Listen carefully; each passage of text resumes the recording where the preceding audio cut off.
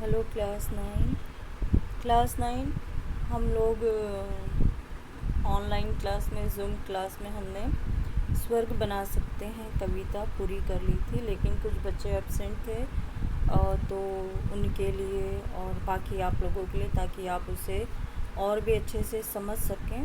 तो कविता स्वर्ग बना सकते हैं, हम स्वर्ग बना सकते हैं, ये कविता जो है इसकी मैं फिर से आपको उसका भावार्थ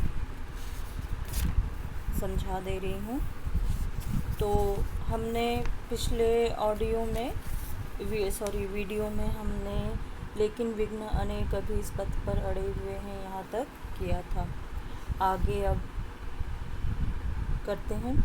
न्यायोचित सुख सुलभ नहीं जब तक मानव को चैन कहाँ धरती पर, तब तक शांति कहाँ इस भव को। भव यानी संसार है। तो न्यायोचित सुख सुलभ, सभी व्यक्ति को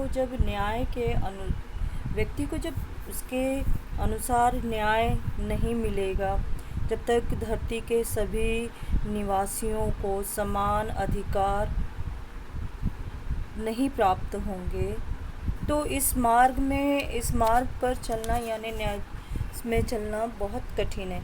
तो समान अधिकार का न्याय व्यक्ति को ज़रूर मिलना चाहिए। सुलभ यानी आसानी से, तो व्यक्ति को उसकी समस्त ज़रूरतें, समस्त आवश्यकताएं, मूलभूत आवश्यकताएं हैं जो न्याय अनुसार आसानी से प्राप्त होनी चाहिए। सभी प्रकार के जीवन के सुख सुविधाओं को प्राप्त करना उसका अधिकार है, और जब तक व्यक्ति को ये प्राप्त नहीं होगा, तब तक अमन चैन की बात संसार में नहीं हो सकती है। और जब तक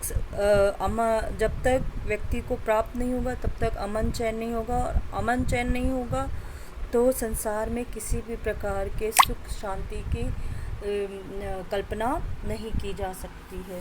तो कवि ने यहाँ पे कहा है कि प्रत्येक व्यक्ति को उसके न्याय के अनुसार, प्रत्येक व्यक्ति को उसकी क्षमता के अनुसार, उसके कार्य के अनुसार, उसके वो जीवन की मूलभूत आवश्यकताएं ज़रूर पूरी होनी चाहिए। ऐसा नहीं होना चाहिए कि उसके श्रम के अनुसार उसको वेतन भोग ना मिले, जिससे कि वो हमेशा ही असंतुष्ट रहे। जितना वो असंतुष्ट होगा, उतना ही समाज में, देश में शांति की स्थापना में कठिनाइयाँ आएंगी। तो व्यक्ति को उसके अधिकार ज़रूर मिलने चाहिए। जब तक उसके अधिकार उसे नहीं प्राप्त होंगे, तब तक सभी तरह की परेशानियाँ देश में, संसार में मनुष्य को परेशान करती रहेंगी। जब तक मनुज का यह सुख भाग नहीं सम होगा, शमित न होगा कोलाहल संघर्ष नहीं कम होगा। जब तक प्रत्येक मनुष्य का भीष्म पितामह धर्मराज युधिष्ठिर से कहते हैं कि जब तक प्रत्येक मनुष्य को एक बराबर सा उसे अधिकार प्राप्त नहीं होगा, प्रत्येक मनुष्य को सुख प्राप्त करने का, उसका एक सा बराबर सहभागी होने का जब तक उसे वातावरण नहीं प्राप्त होगा, तब तक कोलाहल यानी लड़ाई झगड़े कम नहीं होंगे, और अंदर का जो मन में जो शांति का भाव है, मन हमेशा अशांत रहेगा। मन अशांत रहेगा, देश, घर, परिवार, समाज और देश, फिर संसार, सब कुछ अशांत रहेगा। चारों तरफ लड़ाई झगड़े होंगे। क्योंकि लोग आपस में ही लड़ेंगे। सब कुछ भूलकर मनुष्य केवल अपनी ही चाहत को पूरा करना ही सोचेगा। तो जब तक मनुष्य को उसके हक अधिकार प्राप्त नहीं होगा, तो उसके अंदर का शांति भाव, उसके मन के अंदर शांति भाव की स्थापना नहीं होगी, और आपस में एक दूसरे से युद्ध करेंगे, एक दूसरे से संघर्ष करेंगे, जिससे कि अशांति का वातावरण देश और समाज और देश में फैलेगा। आगे कवि कहता है कि उसे भूल व फंसा परस्पर ही शंका के भय में लगा हुआ केवल अपने भोग और भोग संचय में। कि मनुष्य ने क्या किया है? मनुष्य सब कुछ भूल कर उसने क्या किया? मनुष्य ने जब वस्तुओं का समान बंटवारा नहीं हुआ तो वो शंका से भयभीत हो गया और शंका की प्रवृत्ति ने उससे ऐसा शंका में डाल दिया कि वो केवल अपने लिए वस्तुएं एकत्रित कर कर रखने लगा। क्यों? क्योंकि वो खुद भय से भरा हुआ है और एकत्रित करने की भावना उसमें आने लगी। तो एकत्रण की जो भावना है वह कहीं भी जाके रुकती नहीं है और इसी एकत्रीकरण के कारण या एकत्रित करने की प्रवृत्ति के कारण वस्तुओं का एकत्रितकरण होने की वजह से लोगों में अशांति का भाव फैला है। तो कवि कहते हैं कि सब कुछ भूलकर मनुष्य शंकालु प्रवृत्ति का हो गया है। वह एक दूसरे को सशंकित होकर भय से देख रहा है, क्योंकि उसे एक दूसरे पर परस्पर विश्वास नहीं है। उनमें एक दूसरे पर परस्पर विश्वास का अभाव है। वह अब पूरी तरह से स्वार्थी होकर केवल अपने जीवन की लोलुपता में विलीन हो गया है।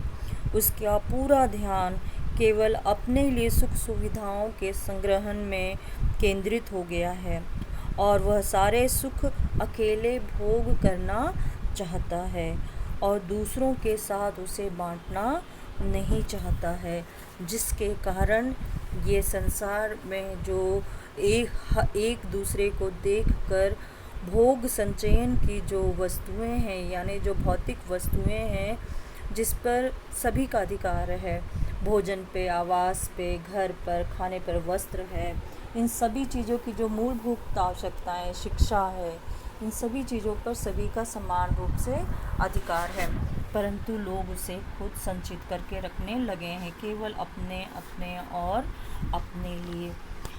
आगे अंतिम 2 पंक्तियां हैं कि प्रभु के दिए हुए सुख इतने हैं विकीर्ण धरती पर भोग सके जो उन्हें जगत में कहाँ अभी इतने नर। सब हो सकते हैं तुष्ट, एक साथ सब सुख पा सकते हैं, चाहे तो पल में धरती को स्वर्ग बना सकते हैं। कवि अर्थात भीष्म पितामह युधिष्ठिर को उपदेश देते हुए कहते हैं कि ईश्वर ने संपूर्ण पृथ्वी पर इतने अधिक सुख बिखेर दिए हैं कि इतने तो मनुष्य भी नहीं है इस धरती पर कि उन सुखों को अच्छी तरह से भोग सके।